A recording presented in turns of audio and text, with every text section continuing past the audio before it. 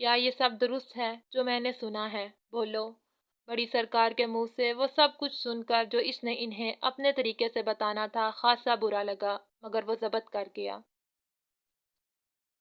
आपको मुझ पर कितना एतबार है?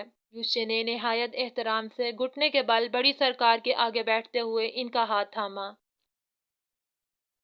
तुम मेरा मान हो, मेरी आंखें हो, मेरे दिल की धड़कन हो, बल्कि यूं समझो कि तुमसे मैं हूँ, और जितना मुझे अपने आप पर एतबार है इससे कई गुना ज्यादा तुम पर है। बड़ी सरकार ने मोहब्बत से यूशे के बालों पे हाथ फेरते हुए जवाब दिया। तो फिर यकीन रखें, ऐसा कुछ नहीं है जैसा आपने सुना है। मैं ऐसा कुछ कर ही नहीं सकता जिसमें आपकी अना को ठेस पहुंचे, क्योंकि आपकी अना दरअसल मेरी अना है। यूशे अभी इनके बराबर बैठ गया था। मुझे लगता है कि हैदर ने कोई बेवकूफ़ी की होगी, क्योंकि वो लड़की बहुत पुरएतमाद थी। झूठी तो मुझे बिल्कुल नहीं लगी। बड़ी सरकार ने कुछ सोचते हुए कहा।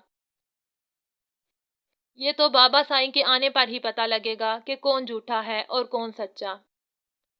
मगर आप परेशान ना हो, मैं आपकी मर्जी के बगैर कुछ कर ही नहीं सकता, ना ही करूँगा। यूशे के जवाब पर बड़ी सरकार काफ़ी मुतमईन हो गई। वो कैसी है? क्या हुआ था उसे? क्या सचमुच जल गई है? बड़ी सरकार के पूछने पर यूशे ने नासमझी से इन्हें देखा। कौन? आप किसकी बात कर रही हैं? यूशे का ज़हन इस वक्त अमसाल की बातों में उलझा हुआ था। वो समझ ही नहीं सका। वही दुम कटी। बड़ी सरकार ने नखवत से कहा। जी मैंने इन्हें नहीं देखा। बाबा साईं ही यूं नहीं गए थे। मैं तो बस इन्हें छोड़कर वापस आ गया हूँ। यूशे ने सफाई से झूठ बोला। वो उधर क्या कर रहा है? आया क्यों नहीं? बड़ी सरकार को तशवीश हुई। बाबा साईं इनके पास तो नहीं हैं। शहर में अपने किसी दोस्त के पास रुक गए हैं। शायद इससे कोई काम था।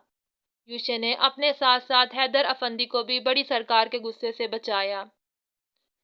यूशे, मैंने एक फैसला किया है कि बतूल की शादी इस नमूने से ना की जाए। बल्कि बड़ी सरकार की बात पर यूशे को अपना दम घुटता हुआ महसूस हुआ। बतूल नामी तलवार एक बार फिर इसके सर पर लटक रही थी। बड़ी सरकार, मैं अभी बहुत थका हुआ हूँ। इस बारे में कल बात करेंगे। मैं आराम करना चाहता हूँ। यूशे ने बात बदली। इससे पहले कि बड़ी सरकार कोई ऐसा फैसला करती जो इसकी दुनिया हिला देता। ठीक है, तुम आराम करो। फिर कल इस बारे में बात करते हैं। बल्कि सिर्फ बतूल ही नहीं, मुझे मास्टर की बेटी को भी सज़ा देनी है, ताकि आइंदा गांव की कोई लड़की भी इतनी जुर्रत ना करे कि मेरे आगे बदतमीजी कर सके। अगर हम इन कमी कमीनों की बातों को नज़रअंदाज करते रहे तो ये हमारे सर पर चढ़ जाएंगे। बड़ी सरकार के कहने पर यूशे सर हिलाता अपने कमरे की तरफ जाने लगा। जब सीढ़ियां उतरती बतूल पर नजर पड़ी। आइए आइए, आपका दीदार करना भी बहुत ज़रूरी है। इतने दिन हो गए हैं देखे हुए। यूशे सीढ़ियों की रेलिंग पर हाथ रखकर खड़ा हो गया। आप वापस आ गए हैं? आखिरी सीढ़ी पर रुककर बतूल ने पूछा। नहीं, अभी रास्ते में हूँ। ये तो मेरा भूत है। यूशे के तंज पर बतूल ने अपना दुपट्टा दुरुस्त किया। जो कहा था बिल्कुल वैसा ही कल बड़ी सरकार के आगे कहना। मैं कल तुम्हें उनके सामने बुलाऊंगा, समझी? और हाँ, अगर ज़रा भी गड़बड़ की तो तय खाने में कब्र बिल्कुल तैयार है।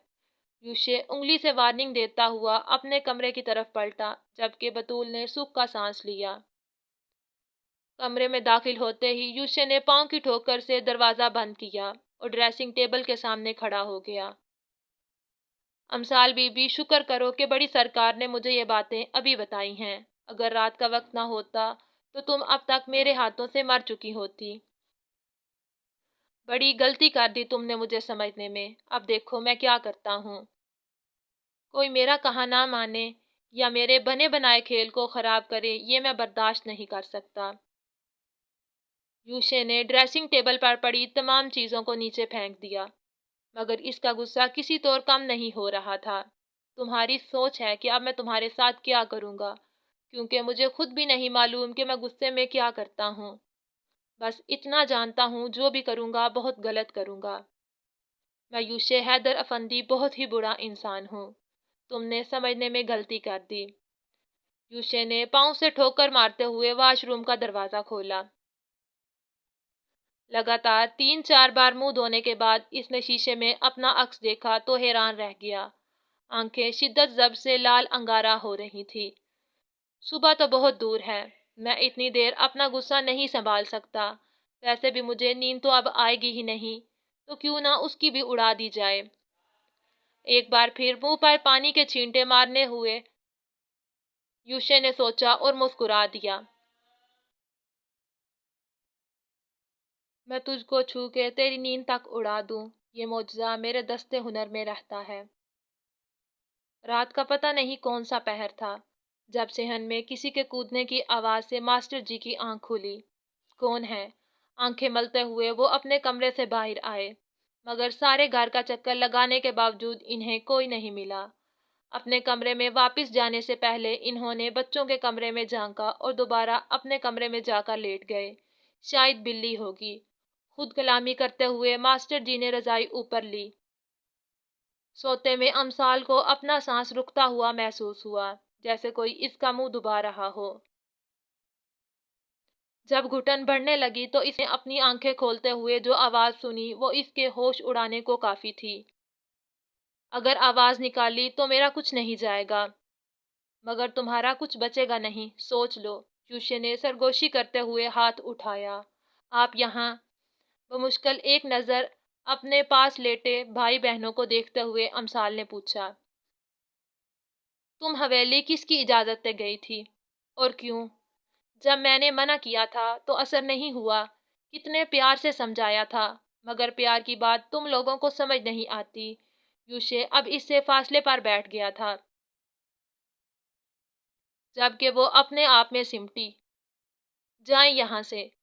امسال کا دل بہت تیزی سے دھڑک رہا تھا۔ کیوں بکواس کی ہے بڑی سرکار کے سامنے؟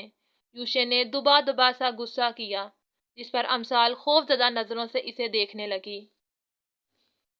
اگر میں ابھی اسی وقت تمہاری گردن دبا دوں یا تمہارے سر میں گولی مار دوں تو کون تمہاری مدد کے لیے آئے گا؟ کسی کو پتہ بھی نہیں چلے گا اور تم اس دنیا سے اس دنیا میں پہنچ جاؤ گی۔ سوچو اگر ایسا ہوا تو کیا ہو؟ یوشے نے اس کے آگے پسٹل لہراتے ہوئے پوچھا۔ میں نے کچھ نہیں کیا۔ پسٹل دیکھ کے امسال کے حواس معطل ہونے لگے۔ تم لڑکیاں کچھ بھی نہیں کرتی ہو، نہ تم نے کچھ کیا ہے اور نہ ہی بطول نے، مگر تم دونوں کو ایک ساتھ تہہ خانے میں دفن کرنا پڑے گا۔ افسوس۔ یوشے نے سر نفی میں ہلایا۔ دیے کی مدھم روشنی میں یوشے کی لال سرخ آنکھیں اور خوفناک باتیں، امسال کے ہاتھوں میں پسینے آنے لگے تھے۔ تہہ خانہ؟ کون سا تہہ خانہ؟ امسال کے پوچھنے پر یوشے مسکرایا۔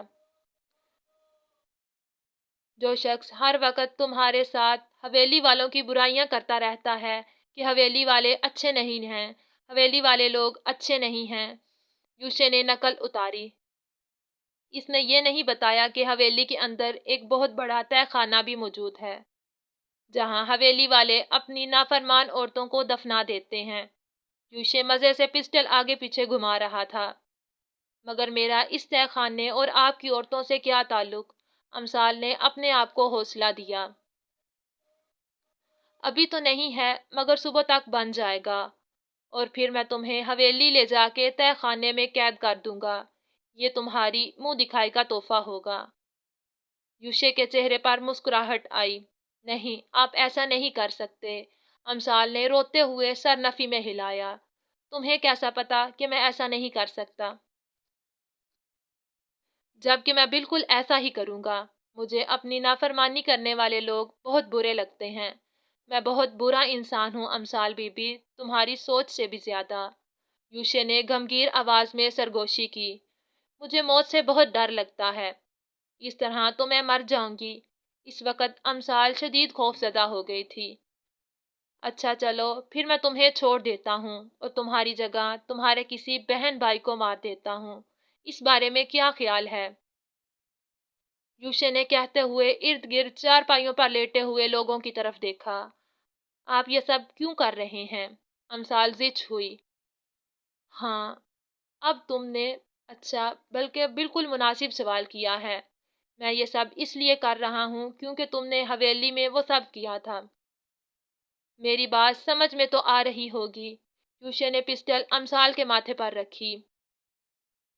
بہت شوق ہو رہا تھا سسرال جانے کا، کچھ دن صبر نہیں کر سکتی تھی، اور بڑی سرکار کے سامنے بدتمیزی کیوں کی؟ جانتی ہو، مجھے اس دنیا میں سب سے زیادہ محبت بڑی سرکار سے ہے، اور جو ان کی عزت نہ کرے یا ان کے آگے بدتمیزی کرے تو میں اس کا وہ حشر کرتا ہوں جو اب تمہارا کروں گا۔ یوشے کے انداز پر اب امسال کو اپنی بے وقوفی کا شدت سے احساس ہو رہا تھا۔ اچھا سوری۔ اس وقت معذرت کرنے میں ہی امسال کو اپنی عافیت محسوس ہوئی۔ بات کیونکہ سوری سے بہت بڑھ گئی ہے تو میں آپ کی سوری قبول نہیں کر سکتا۔ اگر بات صرف میری ذات تک ہوتی تو شاید میں معاف کر دیتا، مگر بڑی سرکار، نہیں نہیں، اب سوری نہیں مل سکتی۔ میں نے سوچا تھا تمہیں دھوم دھام ساتھ پھولوں والی گاڑی میں بٹھا کر حویلی لے جاؤں گا اور اپنے کمرے میں شہزادی بنا کر رکھوں گا، مگر افسوس اب تمہیں تہہ خانے میں اپنی زندگی گزارنا ہوگی۔ چلتا ہوں، یوشے کہتا ہوا کمرے سے باہر نکل گیا، جبکہ پیچھے امسال کی حالت ایسی تھی جیسے اس کے بدن میں خون کا ایک قطرہ بھی موجود نہ ہو۔ کیا میں چور ہوں، نشئی ہوں؟ میرے باپ دادا اس گاؤں کی لڑکیوں پر بری نظر رکھتے ہیں یا میں زنا کا اڈا کھول رکھا ہے؟ یوشے کے سوال پر جہاں ماسٹر جی حیران ہوئے تھے وہیں ڈیرے پر موجود ہر کام کرنے والا شخص حیرت سے اسے دیکھنے لگا، یہاں تک کہ نوید نے بھی کبھی اسے اتنے غصے میں نہیں دیکھا تھا۔ سائیں آپ ایسا کیوں بول رہے ہیں؟ ماسٹر جی نے ڈرتے ڈرتے پوچھا۔ میں بول نہیں رہا بلکہ تم سے پوچھ رہا ہوں، میری بات کا جواب دو۔ یوشے کی دھار پر ڈیرے میں ایک دم سکوت چھا گیا۔ کام کرنے والے اپنی اپنی جگہ پر جم گئے۔ نہیں، ایسا تو کچھ بھی نہیں ہے، آپ تو بہت اچھے ہیں۔ ماسٹر جی کے جواب پر یوشے طنزاً مسکرایا۔ اچھا، پھر تم لوگ ہم سے زیادہ خاندانی ہوگے یا تمہاری بیٹی عرش سے اتری ہوئی ہے، کوئی پری ہے؟ کس بات کا غرور ہے تم میں؟ یوشے نے کھڑے ہوتے ہوئے پوچھا، جس پر ماسٹر جی لال چہرے ساتھ سر جھکا گئے۔ میں ابھی اور اسی وقت تمہاری بیٹی سے نکاح کرنا چاہتا ہوں۔ بقول تمہارے مجھ میں کوئی برائی نہیں ہے تو انکار کی وجہ بنتی ہی نہیں۔ یوشے کے کہنے پہ ماسٹر جی نے اپنا سر گھومتا ہوا محسوس کیا۔ سائیں کچھ وقت دیں۔ ماسٹر جی کو سمجھ نہیں آئی کہ کیا کہیں۔ تمہیں پریشان ہونے کی ضرورت نہیں ہے، یہ نکاح دھوم دھام سے نہیں بلکہ بالکل خاموشی سے تمہارے گھر پر ہوگا، اور اس نکاح کا کسی کو نہیں پتہ چلنا چاہیے۔ یوشے کی باتیں ماسٹر جی کو حیران کر گئیں۔ جی؟ ماسٹر جی کے منہ سے شدید حیرت میں نکلا۔ فی الحال یہ نکاح بالکل خفیہ رہے گا، پھر میں وقت آنے پر دھوم دھام سے اسے حویلی لے جاؤں گا۔ تب تک تم اپنا منہ بند رکھو گے اور کسی کو بھی اس نکاح کے بارے میں کچھ نہیں بتاؤ گے۔ اگر ذرا بھی ہوشیاری کرنے کی کوشش کی تو تم مجھے جانتے ہو، اور اگر نہیں جانتے تو یہاں پہ کام کرنے والوں سے پوچھ لو، یہ سب تمہیں اچھی طرح سے بتا دیں گے کہ میں کون ہوں۔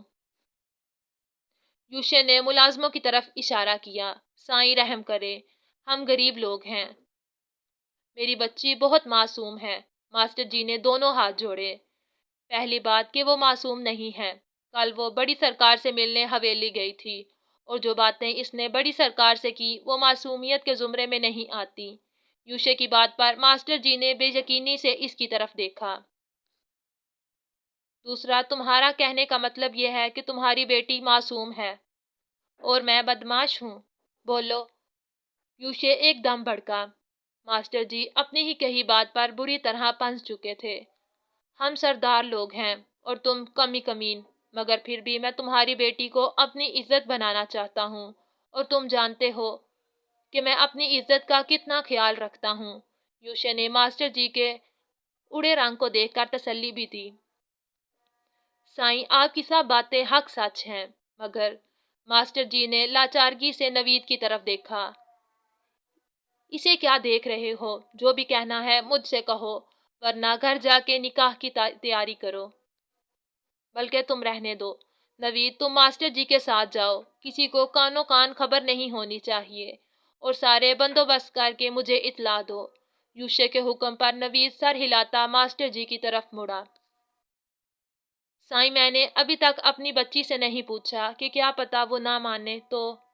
ماسٹر جی نے ایک اور کمزور دلیل دی۔ تمہاری بچی کی تو ایسی کی تیسی، ایک بچی کنٹرول میں نہیں ہے۔ اگر تم خود سے راضی کر سکتے ہو تو یہ کام بھی میں کیے دیتا ہوں۔ اگر تم اسے خود سے راضی نہیں کر سکتے تو یہ کام بھی میں کیے دیتا ہوں۔ یوشے کے جواب پر ماسٹر جی پھر پریشان ہو گئے۔ نہیں نہیں سائیں، آپ کچھ مت کیجیے گا، میں اپنی بیٹی سے خود بات کرتا ہوں۔ ماسٹر جی نے نفی میں سر ہلایا اور نوید کے اشارے پر اس کے ساتھ باہر کی طرف چل دیے۔ امثال بی بی، نیک تمنائیں تمہارے لیے یوشے حیدر افندی کی طرف سے۔ ماسٹر جی کی پشت کو دیکھتے ہوئے یوشے نے خود کلامی کی۔ تم ادھر بیٹھ جاؤ، میں ابھی تمہارے لیے گرما گرم سموسے پلیٹ میں نکال کر لے کے آتی ہوں۔ وہ بھی فائق کے پیسوں سے۔ جتنا مزہ دوسروں کے پیسوں سے چیز کھانے کا آتا ہے، اتنا مزہ اپنے پیسوں میں کہاں۔ حرم شرارت سے مسکراتے کیفیٹیریا کے اندر چلی گئی، جبکہ مہم وہیں سیڑھیوں پر بیٹھ گئی۔ ہائے مس موسلا دہار، کیسی ہو؟ اچانک آکاشا کی آواز آنے پر وہ بھی اتنے قریب سے مہم ڈر گئی۔ ڈرو نہیں، ابھی ڈرنے کا وقت نہیں ہے، اور ابھی ڈرنے میں کافی وقت بھی ہے۔ آکاشا نے ریلنگ سے چھلانگ لگائی اور بوتل کے جین کی طرح اس کے سامنے حاضر ہو گیا۔ انتہائی بدتمیز انسان ہو، کبھی تو انسانوں کی طرح سامنے آیا کرو، جب دیکھو بندروں کی طرح اچھل کود کرتے رہتے ہو۔ ماہم نے اپنے سانس کو بحال کرتے ہوئے کہا۔ یہ تو ابھی فیصلہ ہونا ہے کہ کون بندروں کی طرح اچھل کود کرتا ہے، آکاشا شرارت سے کہتا ہوا اس کے قریب تھوڑے فاصلے پر بیٹھ گیا۔ ویسے تمہارا شمار ان لڑکیوں میں تو نہیں ہوتا نا، جو چوہے، کاکروچ یا چھپکلی وغیرہ سے ڈرتی ہیں؟ آکاشا کے پوچھنے پر ماہم نے اسے گھورا۔ تو اتنی جلدی میں صرف یہ پوچھنے آئے تھے؟ ماہم نے طنز کیا۔ ظاہری سی بات ہے یہی پوچھنے آیا تھا۔ میں نے سوچا کہ اگر کبھی اچانک یونی میں ایسی کوئی چیزیں نکل آئیں تو کم از کم تمہاری چیخیں تو سننے کو نہ ملیں گی نا۔ تم مانو یا نہ مانو، مگر مجھے تمہاری فکر رہتی ہے۔ آکاشا کی معصومیت پہ ماہم کو شک ہوا۔ تم اپنے ڈرامے بند کرو، تمہیں میری جتنی فکر ہے میں اچھی طرح جانتی ہوں۔ پھر کچھ نہ کچھ تمہارے اس دماغ میں میرے خلاف چل رہا ہوگا۔ دوسروں کو تنگ کرنا تمہارا محبوب مشغلہ ہے، خاص طور پر مجھے۔ اتنے دنوں سے کسی کو تنگ نہیں کیا ہوگا تو وہ اٹھ کر میرے پاس آئے ہو۔ ماہم کی باتوں پر آکاشا نے ہنستے ہوئے ہاں میں سر ہلایا۔ بندہ منہ اٹھا کر ہی چلتا ہے، اب منہ تو بندے کو اٹھا کر لانے سے رہا، لہٰذا آپ ایسا مت بولنا، یہ جملہ بالکل غلط ہے۔ اور رہی بات کہ تمہیں تنگ کرنے آیا ہوں تو ڈیئر کلاس فیلو، بات کچھ یوں ہے کہ میں اپنے بھائی ساتھ ایک گفٹ شاپ میں گیا تھا۔ وہاں مجھے تمہارے مطلب کی کچھ چیزیں نظر آ گئیں، سوچا لے لیتا ہوں، تم کیا یاد کرو گی؟ آکاشا کی بات پر ماہم نے اسے شکی نظروں سے دیکھا۔ صرف میرے مطلب کی؟ ماہم نے اپنی طرف اشارہ کیا۔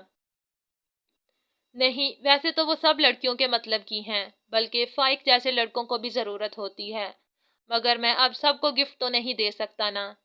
آکاشا نے کیفیٹیریا سے فائق اور حرم کو باہر آتا دیکھ کر کہا۔ اچھا، پھر یہ نوازش صرف مجھ پر ہی کیوں؟ ماہم کو حیرت ہوئی۔ دیکھو، میں نے تمہیں 2 سال بہت تنگ کیا ہے، اب ہمارا آخری سیمیسٹر بھی ختم ہونے والا ہے، تو میں نے سوچا معذرت کے طور پر تمہیں گفٹ دوں۔ وہ کیا ہے نا، لوگ کہتے ہیں گفٹ دینے سے محبت بڑھتی ہے، اب پتہ نہیں میرے گفٹ دینے سے محبت بڑھتی ہے یا… آکاشا نے شرارت بڑے لہجے میں ماہم کو دیکھتے ہوئے کاندھے اچکائے۔ اچھا دکھاؤ کیا ہے؟ ماہم نے اپنا ہاتھ آگے پھیلایا، جس پر آکاشا مسکرا دیا۔ صبر کرو، دیتا ہوں، پہلے تم مجھ سے ایک وعدہ کرو کہ گفٹ لینے کے بعد تم مجھ سے ناراض نہیں ہوگی، کیونکہ وہ گفٹ زیادہ قیمتی نہیں ہے، میں غریب بندہ ہوں۔ آکاشا نے نہایت مظلومیت سے کہا، جبکہ نظر حرم اور فائق کے ہاتھوں میں سموسے کی پلیٹوں پر تھی، تم یہاں کیا کر رہے ہو؟ فائق نے آکاشا کے پاس بیٹھتے ہوئے پوچھا۔ اور اگر یہی سوال میں تم سے کروں تو؟ آکاشا کے سوال پر فائق ہنسا۔ تو میں یہ کہوں گا کہ میں کیفیٹیریا سموسے لینے گیا تھا۔ اچھا، اب سموسے اتنے وزنی ہو گئے ہیں کہ تم اکیلے اٹھا کر نہیں لا سکتے۔ امیزنگ، آکاشا نے حرم کو دیکھتے ہوئے کہا۔ پتہ آکاشا، ہم سب کے لیے گفٹ لایا ہے۔ ماہم نے سموسا کھاتے ہوئے حرم اور فائق کو حیران کیا، جبکہ آکاشا نے حیرت سے ماہم کی طرف دیکھا۔